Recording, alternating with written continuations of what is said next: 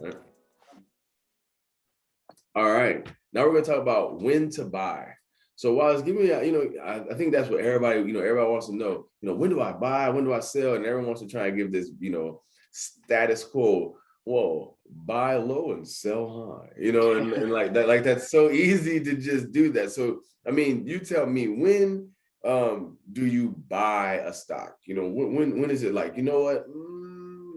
I don't know if I should get it. I don't know if I should get it. Someone's sitting there and they're wondering what they should do, or they're looking at the entire stock market. They don't know what to buy.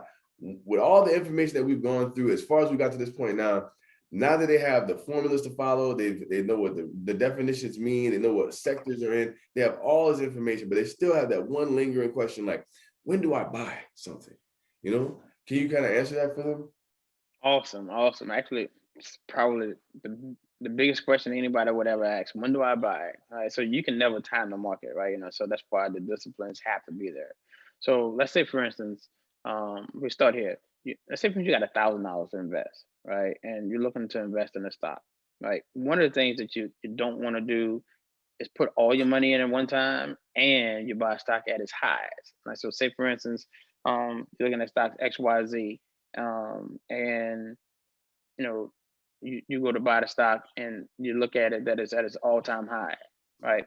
Which is not a bad thing. All-time highs are good. But the problem with that is when something gets to all-time highs, what do you think people that's been in the stock for a while are doing?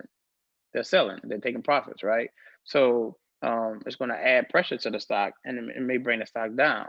And so when you're looking to buy a stock and you see a stock at all time highs, now you have to decide when you want to get in there, and it's up to you.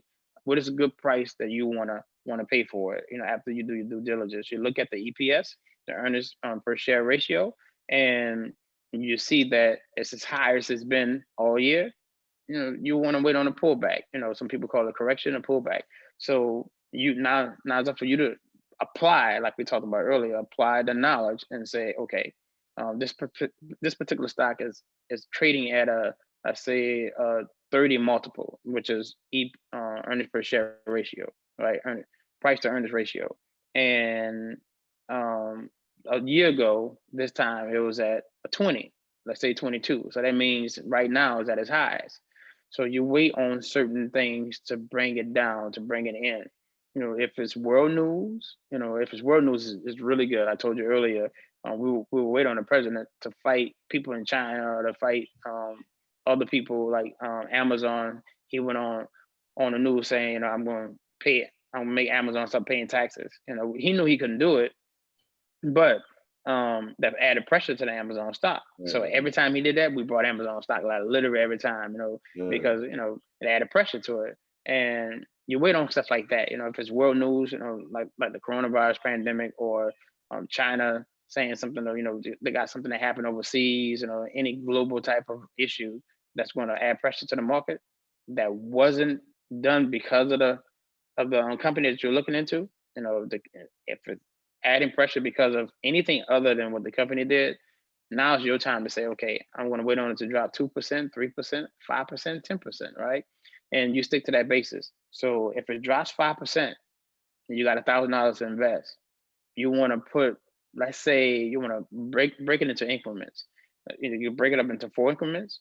You buy 4 different times, or you can break it up into two. So four increments, you got $250. You take your first $250, put in, or you want to be good, you can do the $500 put in, right? So the reason why I say do that, because just in case it falls again, because you still have some other news, you're not mentally thinking, oh man, I just lost a lot of money, right? So your basis is still the same. So it falls again, you use that other 500 to buy more, right? So that brings the average cost basis down. And now, once the stock starts to rise, you're fine, but you have to decide how much is going to fall in order for you to get in. What is the good price for you to get in? And you do that by doing your research. Like I say, you take your price to earnings ratio, and which we call a multiple, and multiply it, by the EPS, and you get the stock price. And if it was at its highs, and you get the average, you can find the average of it, and the average is if it's at 30, the average is 25. You multiply it, by the average EPS, and that's how much it is. So that's where your bases lie. So you stick to that. Stick to that. If it never hits it, guess what? Look for something else. Don't chase a stock that's already going up. A lot of people are chasing Bitcoin right now, and Bitcoin, it's really gonna be real well. But I told a friend of mine, I'm like, listen, um, yeah, Bitcoin was at $30,000 right now, and I was at 60, and you did well. I said, but look at other things that are doing better, like Ethereum. Year to date is at like a 250% profit. Bitcoin year to date is at 109, right? And people looking at Bitcoin because of the dollar price. I'm like, put your money in Ethereum because right now it's gonna go up. Don't chase stuff that's already rising high. Wait on it to fall back, wait on it to come back, and you have the money waiting to get in. And so that's a good time to buy it. But it's up to you. You have to decide where you want to put it after doing your research and stick to that basis. Ultimately, it's up to you.